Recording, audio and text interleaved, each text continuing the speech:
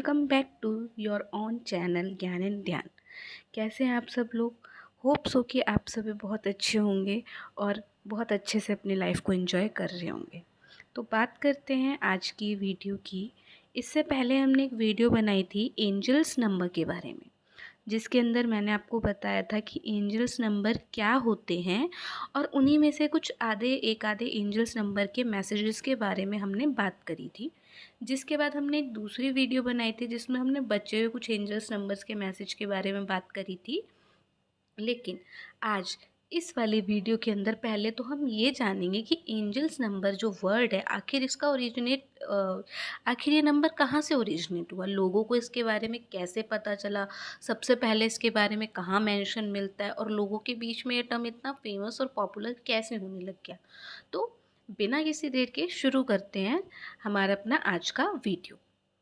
चलिए, तो पहला है कि अगर हम सबसे ज़्यादा पुराने रिकॉर्ड्स की अगर हम बात करें तो पुराने रिकॉर्ड्स के अंदर एंशियंट न्यूमरोलॉजी के बारे में बताया गया है। ठीक है, न्यूमरोलॉजी एक ब्रांच मानी जाती है जिसके अंदर आप नंबरों से और बाकी सारी चीज़ों की हेल्प से, अंक ज्योतिष जिसको बोलते हैं, जिसमें हम नंबर्स की हेल्प से किसी भी पर्सन की लाइफ के कुछ इंपॉर्टेंट फिनोमिनास को डिकोड कर सकते हैं।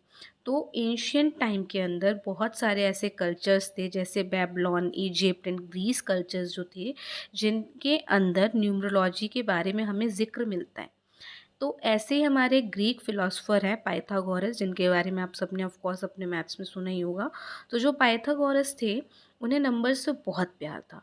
उन्होंने नंबर्स के ऊपर स्टडीज़ करी और उनका ऐसा मानना था कि हर एक नंबर की अपनी एक वाइब्रेशन होती है, अपनी एक एनर्जी होती है।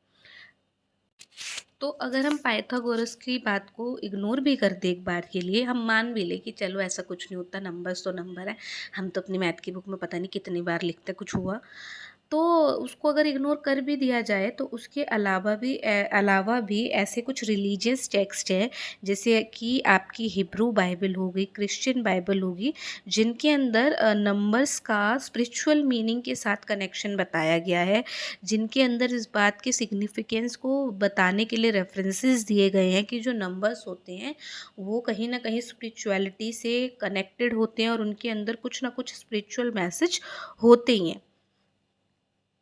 इसके बाद जैसे जैसे टाइम बीता और अगर हम अपने 19th एंड 20th सेंचुरी की बात करें तो कुछ और लोग हैं जिनके अंदर कुछ फेमस लोगों के नाम आते हैं जैसे डाउ बैलेट और जूनो जॉर्डन। इन्होंने न्यूमरोलॉजी के अंदर बहुत कंट्रीब्यूशन दिया। इन्होंने अपनी राइटिंग्स और टीचिंग्स के थ्रू लोगों के माइंड में बताया कि भाई नंबर्स भी अपनी पावर रखते हैं, नंबर्स के अंदर भी एनर्जी होती है, नंबर्स का भी अपना खुद का एक सिग्निफिकेंस है। और ऐसे धीरे धीरे 19th और 20th सेंचुरी के बीच में लोगों के बीच में ये टर्म पॉपुलर होने लगा। लोग जानने लगे, समझने लगे कि भाई अगर आपको कहीं पर रिपीटेड नंबर दिख रहा है जो कि आपका ध्यान आकर्षित कर रहा है और बार बार आपको दिखाई दे रहा है, तो इसका मतलब है कि कहीं ना कहीं हो सकता है कि यूनिवर्स जो है आपसे कनेक्ट करने की कोशिश कर रहा है। पहले कुछ लोग इसको सिर्फ इत्तेफाक यानी कि कोइंसिडेंस मानने लगे कि ठीक है, एक बार हमने सुना है इसलिए हम चारों तरफ सर्च कर रहे थे और हमें मिल गया। बट अगर हम एंजल नंबर की बात करें तो एंजल नंबर कोइंसिडेंसली नहीं होते, मतलब इत्तेफाक से आपको नहीं दिखते, सिंक्रोनिसिटी में दिखते हैं, यानी कि आपको एक पैटर्न में नज़र आता है, बार बार नज़र आएंगे। ठीक है, सेम टाइम पे हो सकता है नज़र आए या फिर हो सकता है चलते फिरते आपको एक ही चीज़ नज़र आने लग जाए। तो इस तरीके से पैटर्न में नज़र आते थे जिससे कि लोगों का ध्यान एंजल्स नंबर की तरफ आकर्षित होने लगा। फिर डॉरन वर्चू नाम की एक राइटर है, बहुत ही पॉपुलर। इन्होंने एक बुक लिखी थी एंजल्स नंबर के बारे में। ये ऑथर के साथ साथ एक स्पिरिचुअल टीचर भी है। तो इन्होंने अपनी बुक की वजह से, बुक की हेल्प से और बाकी अपनी स्पिरिचुअल क्लासेस के थ्रू लोगों के बीच में 1990s और 2000s के बीच में इस टर्म्स को लोगों के पास तक पहुंचाया। उनको अलग अलग नंबर्स के जो मैसेज होते हैं उनको इंटरप्रेट करके बताया और लोगों के बीच में ये जो नंबर था वो बहुत तेज़ी से फैलने लगा।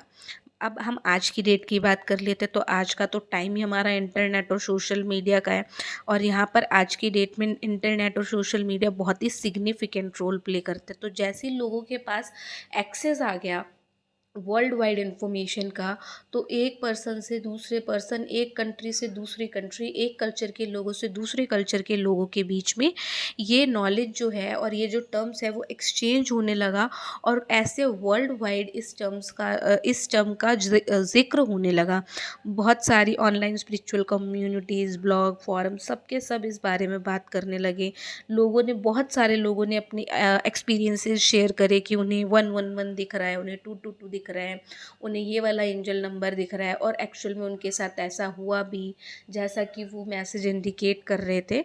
तो बेसिकली इस तरीके से अगर देखा जाए ओवर एंड ऑल, जो आपका एंजल नंबर है इसकी स्टार्टिंग हुई, लोगों को इसके बारे में पता चला। स्टार्टिंग तो बेसिकली इसकी एंशियंट टाइम से ही थी, बट तब क्योंकि पुराने ज़माने में लोगों के पास इतनी साधन और सुविधाएं तो थी नहीं कि वो एक जगह से दूसरी जगह नॉलेज को शेयर कर पाए। तो कुछ कल्चर्स तक ये टर्म जो था वो सिमटा हुआ था, लेकिन जैसे जैसे वर्ल्ड वाइड एक्सपेंशन होने लगा लोगों का, ग्लोबली लोग एक दूसरे के कनेक्ट में आने लगे, वैसे ही वैसे ये जो टर्म है एंजल नंबर, ये भी साथ के साथ लोगों के बीच में पॉपुलर होने लगा। और आज की डेट में बहुत सारे लोगों को पता है कि एंजल नंबर क्या होता है और कैसे काम करता है, उसके पीछे का क्या लॉजिक है, क्या मीनिंग है। बट अभी भी आज की डेट में भी जो बिलीव करने वाले, जो स्पिरिचुअल जर्नी में, स्पिरिचुअल पाथ पर हैं, अपने आप को कहीं ना कहीं यूनिवर्स से जोड़ने की कोशिश करते हैं, अलाइन करने की कोशिश करते हैं, यूनिवर्स जिनसे जुड़ने की कोशिश करती है, उनको आज की डेट में अभी भी इन सारी चीज़ों के बारे में पता होता है, उन्हें दिखता है, वो मानते हैं, वो फॉलो करते हैं। बट आज की डेट में भी कई लोग जो होते हैं इस बातों को केवल इग्नोर कर देते हैं। हाँ ठीक है, सुनी सुनाई बात है, ऐसा कुछ नहीं होता है, मिथ है मान के इग्नोर कर देते हैं। तो it's totally up to you कि आप क्या मानते हैं, आपकी क्या राय है। तो मुझे बताइए कि आप बिलीव करते हैं एंजल नंबर में या नहीं करते हैं, और अगर बिलीव करते हैं तो आपको कौन सा एंजल नंबर दिखाई दिया, और आपके साथ ऐसा कौन सा एंजल नंबर है जो एसोसिएट हुआ, जिसका मैसेज आपके लिए सही हुआ, जिसकी गाइडेंस आपने फॉलो करी और आपको बहुत सारा फ़ायदा हुआ। Please let share this with me, okay. तो आज के लिए फ़िलहाल इतनी जानकारी काफ़ी है। होप सो कि आप सभी को अच्छा लगा होगा और आपको कुछ नया और अलग जानने के बारे में अलग जानने को मिला होगा। सो नेक्स्ट वीडियो के लिए तब तक बाय बाय, टेक केयर।